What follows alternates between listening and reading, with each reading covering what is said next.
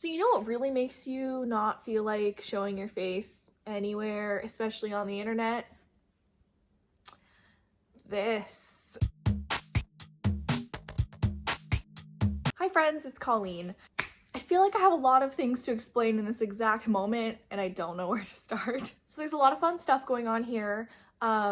It's been kind of a long struggle of just not knowing why my skin was so red and bumpy and angry, but things are finally hopefully on the right track. Throughout basically most of the pandemic, I wasn't going anywhere at all except for physical therapy. And that's something I always sort of planned on talking about in a video at some point because I've gone through just having some injury and, you know, trying to go to physical therapy and just feeling like I'm hitting so many dead ends. I've had so many treatments. My weight has been up and down, but like mostly up for the first time in my life. Like I've gone through a lot of really personal change in that area. But that aside, we're gonna just like shelf that for now. I was still going to physical therapy all through the pandemic because I had to. Now, the reason I mention this is that's when my skin started to look like this, but also maybe kind of worse. So what was happening is, in order to get to and from PT, whenever I could, I would walk.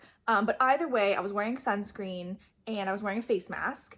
And then I was going to a place where I was talking a lot and getting moisture all up in the mask. And I was exercising, which had sweat and hard breathing in the mask. So I was not really surprised when my skin and my corners of my mouth were not reacting very well to everything. But I didn't really worry too deeply because if I was in person anywhere, I was wearing the face mask. Only my boyfriend saw me, who doesn't care.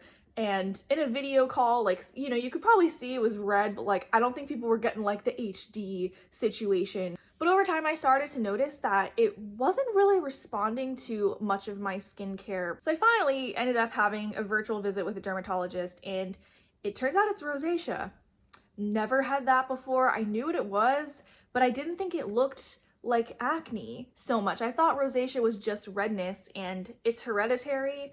So I'm like, who in my family has this? I don't know. It's been a weird ride since I found out that that's what it was. So yeah, I've had my skin looking in a way that makes me feel not confident.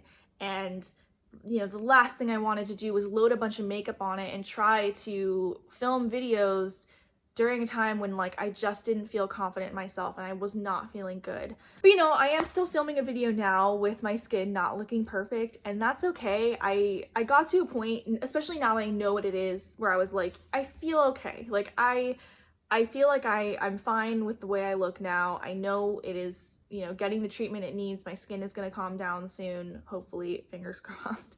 But you know, I feel better and I'm happy to just be putting it out there because, you know, maybe some of you are also dealing with some skin issues that you thought was from a face mask, and it turns out it might be worse than that. I also think it's important that like different conditions look different on different people. So I mean, hey, if you're sitting there and you've got some stubborn acne that isn't acting like acne, maybe it's rosacea. Now you know. Okay, so the other thing that feels very pertinent to this moment is that I'm in a different location. I probably should have mentioned this one first, but I don't know. I just went for the skincare thing. All right, so I'm sitting in a new place. God, I was struggling with how I wanted to talk about this in my videos, but my boyfriend and I bought a house in the North Bay. So we left the city and we have this big house now.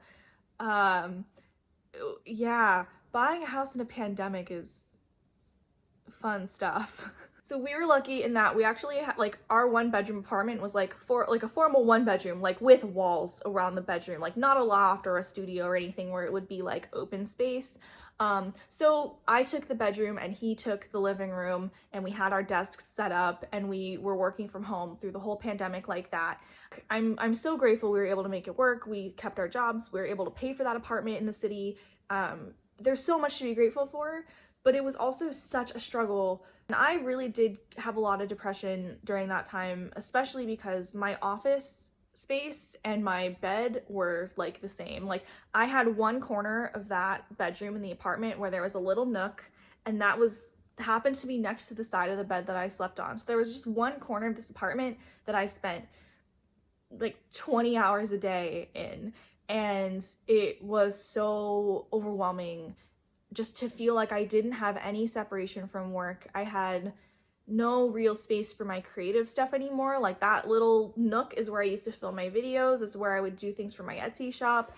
And all of a sudden it was like, I can't be in this corner anymore. I am gonna pull my hair out. So the home process really also took over basically my entire life in addition to just work. So we ended up seeing this house that I'm sitting in right now. We saw, I think, 3 houses that day, and this one was the one right in the middle. And we are near a sort of like downtown area of the city, but we're way up at the top of a hill. So we have these beautiful views in every freaking direction. We have windows everywhere. There's so much beautiful light. So we got our offer accepted, I think, in mid-March. And then we were supposed to close in 3 weeks, and basically everything that could have gone wrong in the funding process went wrong. So we were just living in complete stress, just sick to our stomachs every night, just like, is this gonna happen? And we went a little later than our original closing date, but we were able to officially own the house in early April, which was amazing. So we got the keys, and then we immediately were like, if there's one thing you need to fix before you move in, it's flooring related things. So fun thing about this house, the downstairs was all hardwood. It was beautiful hardwood, but it was like stained a very orangish color, and the stain was kind of patchy and not done well. So we were like, like that's livable, but we don't love it. And then halfway up the stairs, it went from that orange hardwood to like, this is super dark manufactured wood with super wide planks that just, why? I have no clue why, but that's what it looked like. So we were just basically like, if there's any way we can afford it, we should just do it. And like, who needs money? I don't know. But anyway, we ended up feeling like it was doable-ish, and that took a month. So we couldn't move in for a month because they were tearing up the whole upper floor. And so if you follow me on Instagram and you saw my stories, like I was showing some of the progress there, but they took out all the flooring, they installed new hardwood, they stained and sanded like the whole house and then restained it in a better stain. We were driving up here like before work days started, like we drove the hour up to the house and then, you know, paid workers or like asked them questions and made decisions, and then we would drive back during our lunch break. Like it was a little chaotic, but we are just so grateful to have been able to make that work, because God, this house looks so much better with like nice looking floors. It's amazing that I have been able to make this work with my partner, and we were able to like immediately put that stamp on this house of like, this is our house. We changed the floors, we made them beautiful. This house looks, we were joking, it looks 10 years younger, 20 years younger. So I'm still setting up my filming setup. I'm still trying to find my stuff. I have my camera here. I found my camera. I did not find my batteries.